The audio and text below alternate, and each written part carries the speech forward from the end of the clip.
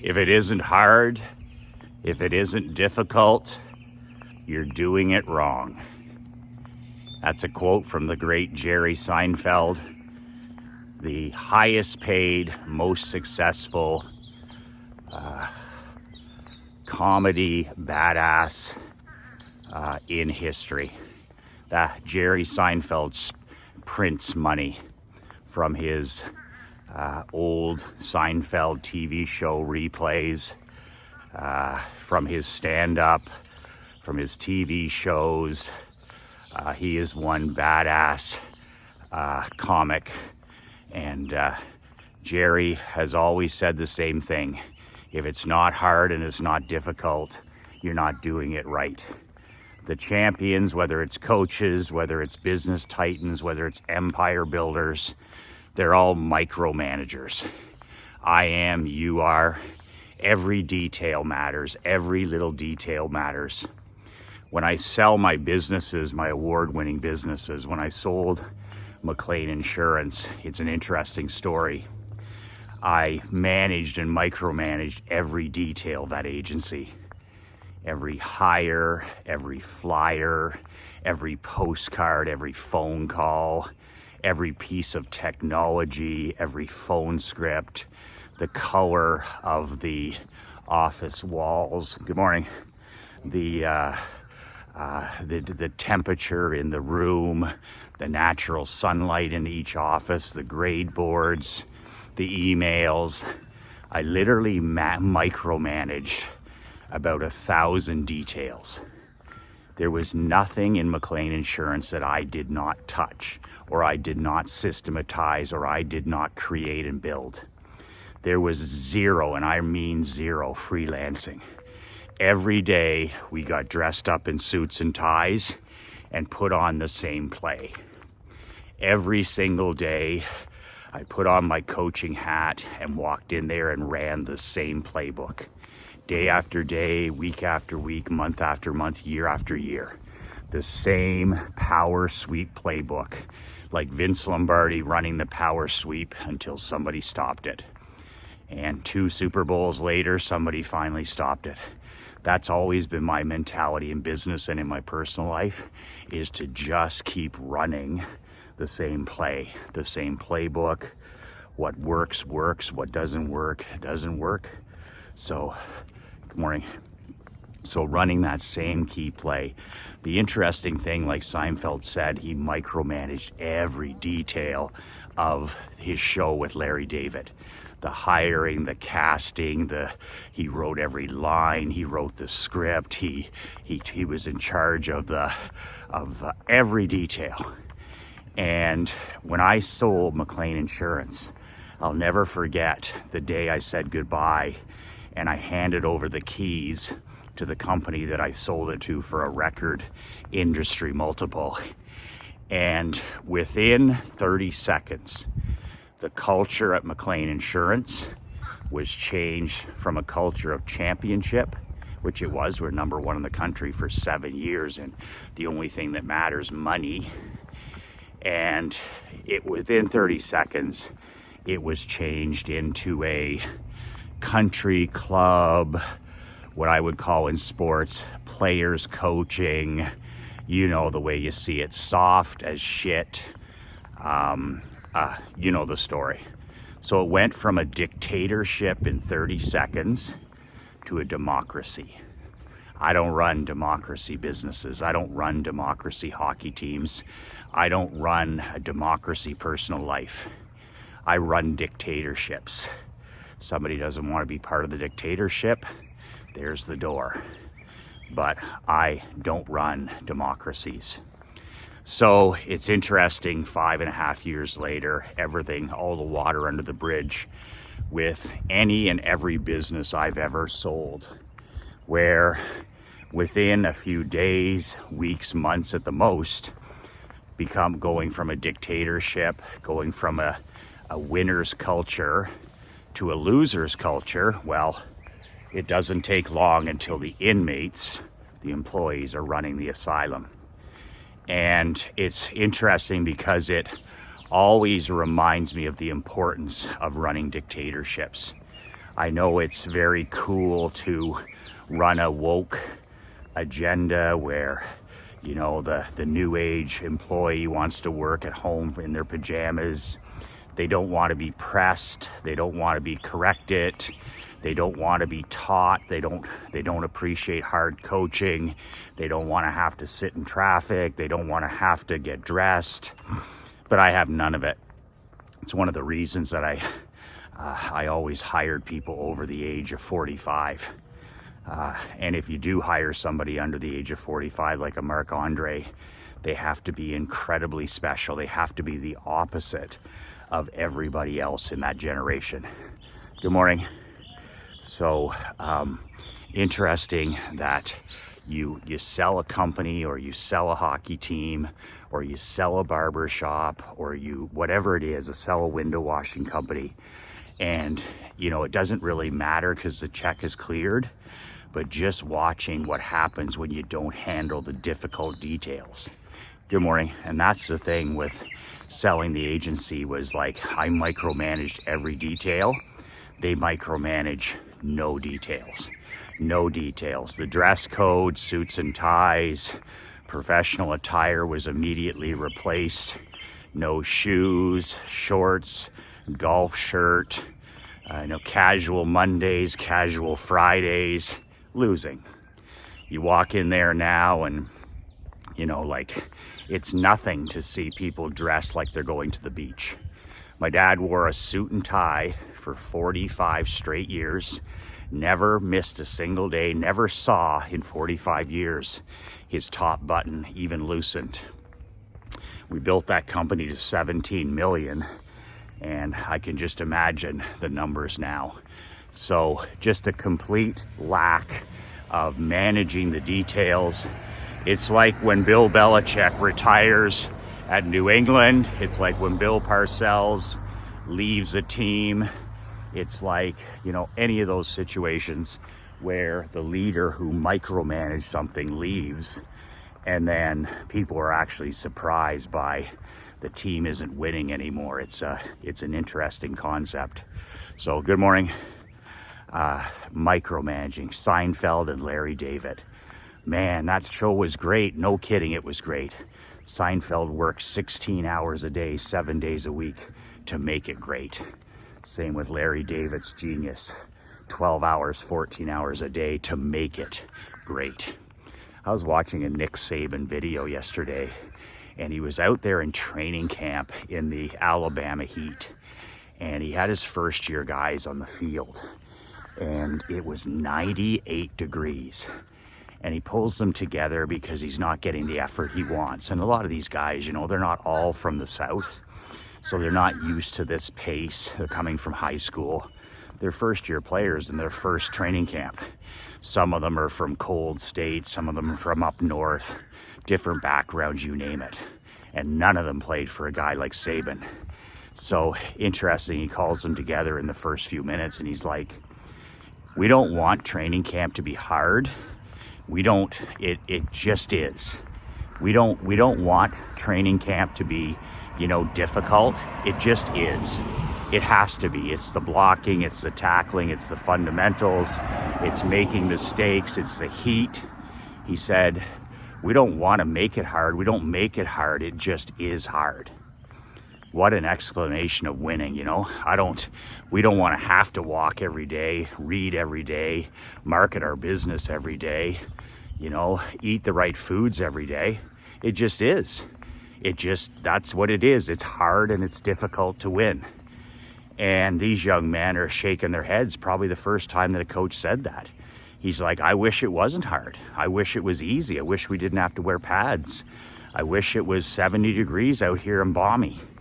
He says, but it is hard. It's the hardest thing you ever do, and it is difficult, and that's what it is. It's no more, no less. It is what it is. So he talks to him a little longer. He says, the purpose of practice is not to get it right. The purpose of being out here every day, day after day, year after year, 10,000 times in a row is not to get it right. It's so you cannot get it wrong. Man, that was a powerful, powerful thing. It's not to get it right. You don't practice things to get it right. Man, I've got that, my walking down right. I can read now for an hour a day. I got that right. I now know direct response marketing. I've studied direct response marketing. I'm spending 30% of my time each day on the marketing of my business. You don't practice to get it right. We practice so we cannot get it wrong. So you don't make the crippling mistakes. Jimmy Johnson says in his memoirs book, Swagger, you know, 2-time national champion in Miami, 2-time Super Bowl champion in Dallas. And Jimmy Johnson says the team that wins a football game is not the team that makes the most great plays. He actually says great plays are a nickel a dozen. Lots of great plays in a football game. He says the team that wins most of the time a football game is the team that makes the least amount of mistakes. He said, what's the number one mistake you can make in sports? Penalties. Penalties. That's the number one mistake. So he always wanted his teams to be the least penalized. That's what we demanded in Perth with our Blue Wings. What's the number one mistake you can make? Taking a penalty. You have almost 100% control of not taking penalties. Then Jimmy said, you know, interceptions, fumbles, you know, mental mistakes, turnovers, anything and everything, missed kicks, too many men on the field, too few men. He said, whoever makes the least number of mistakes wins an NFL or a college football game. Same in baseball, same in basketball. The great plays are always highlighted, but that's not winning. Winning is the team that makes the least number of mistakes. That's how Bill Belichick won 6 Super Bowls with Brady, is managing Brady's talent, but also making the fewest mistakes. They would play the Bills or they would play the Jets and it would be a big thing. Okay, they got Belichick and they got a chance to win. And then Rex Ryan's teams or the Bills or whoever they were playing, they would come out and they'd turn over the ball and they'd make bad passes and interceptions, mental mistakes. They'd take penalties. And who wins the game? The New England Patriots. Parcells' teams were famous for being the least penalized. They would just play long enough to let the other team self-implode. Jimmy talked in his book about they beat Buffalo Bills. The Bills lost, as you know. Good morning. The Bills lost 4 straight Super Bowls, but they also lost 2 straight to Jimmy Johnson. That's how Dallas won their 2 bowls under him. And he talked about playing them both times. And, you know, he said to his team, he said, you know, the Bills have a good team. He said, it's going to be close in the beginning, both Super Bowls.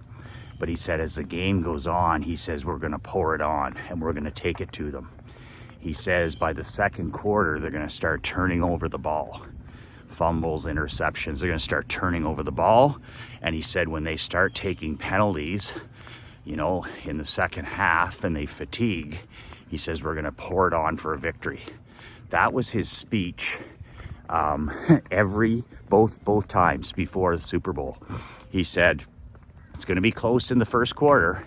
Then they're going to start making mistakes. They're going to start turning over the ball and they're going to start taking penalties and we're going to pour it on. And in both Super Bowls, if you remember, the Bills had actual leads in the first quarter, which quickly evaporated because, you know, they didn't manage the details. They didn't hold their players accountable like a Jimmy Johnson. So that goes back to democracy versus dictatorship. Jimmy ran a dictatorship. Bill Parcells ran a dictatorship. Nick Saban runs a dictatorship. All the greats, Scotty Bowman ran a dictatorship. All the greats run a dictatorship. Steve Jobs ran a dictatorship. Elon Musk runs a dictatorship. Those guys are ass kickers. Those guys are suffer no fools. So just interesting to share that story that you don't practice to get it right. You practice so you cannot get it wrong.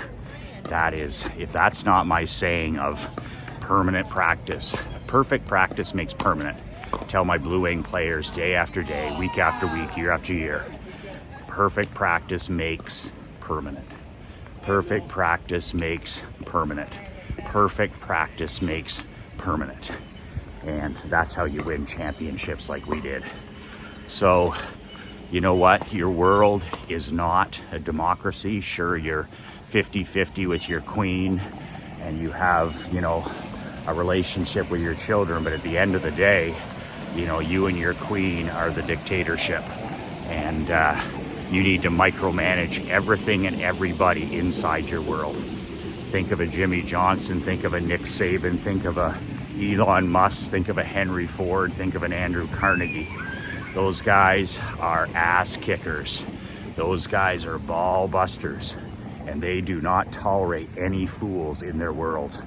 And that's the way I've operated, for good or for bad, in business and in my life. Micromanaging every single detail that I can so that I get top 1% results. We don't practice to get it right. We practice so we cannot get it wrong. Man, I'm out here walking. This is 20 years of walking. I can't get this wrong now. That's like brushing my teeth. I can't cheat on this. It's so hardwired into me from 20 years of getting up and putting on my shoes. I cannot not read. I cannot not read. I would be physically ill. Why? Because of the fact that it's in my blood and it's hardwired in me. I've hardwired reading over the last 20 years. I've also hardwired copywriting when you think about it. Like I've hardwired copywriting. I cannot get it wrong because, you know, these reps for 20 years, they didn't help me just get it right. They helped me not be able to get it wrong. So same thing with dating Krista every week and drinking a gallon of water. Things that I've done more recently is, man, practice, perfect practice made those permanent. I mean, we go out on a date every week. I would feel strange if I didn't. It'd be like not brushing my teeth. That's what perfect practice brings, is it doesn't make it right. It makes it impossible to get it wrong. And it would make you feel like you didn't brush your teeth. Like if I didn't write, or I didn't walk, or I didn't read, or I didn't shoot a video, or if I didn't date my wife, or I didn't drink a gallon of water, or if I didn't pray, man, it'd be like I didn't brush my teeth this morning or last night. That's what you want to get to. You don't practice every day to make it, you don't practice every day to get it right. You practice every day so you cannot get it wrong. That's it. My parents are here. Man, I've waited a long time to have them here. They flew in from Canada on Tuesday, and it's just a blessing to have my mom and dad here. They're 89 years old. They haven't been on a trip in 7 years, and we're literally just spending 8 days together here in Naples. Whatever they want to do, we do. My daughter Emery's spending copious amounts of time with them. She loves it. I love it. We're out by the pool. We're chartered a boat. We're going to go to some spring training games. We're going to go to Fort Myers and watch the Red Sox. And then we're going to go back to Fort Myers and watch the Twins. And we're just going to hang out. T-I-M-E, right? How do you spell love? T-I-M-E. So I'll give you an update on my folks in the next few videos. But man, what a life is a gift. To be able to have them here, for them to be in good health, for us to be able to bring them here on a charter, for Mark, Andre, and Leanne to be here with their children, and Mark with his girlfriend. It's just a true blessing. This is a place that people vacation, and we get to live here. So I don't take any of it for granted. I don't take any of living in paradise and in this great country of America. I don't take any of it for granted. That's it. That's all. 2 words that changed my life. Grab a copy of my book, sign up for my newsletter, and apply for my world building mastermind below. Do that. Take care of that today. 2 words that changed my life. 2 words that'll change your life. Be relentless.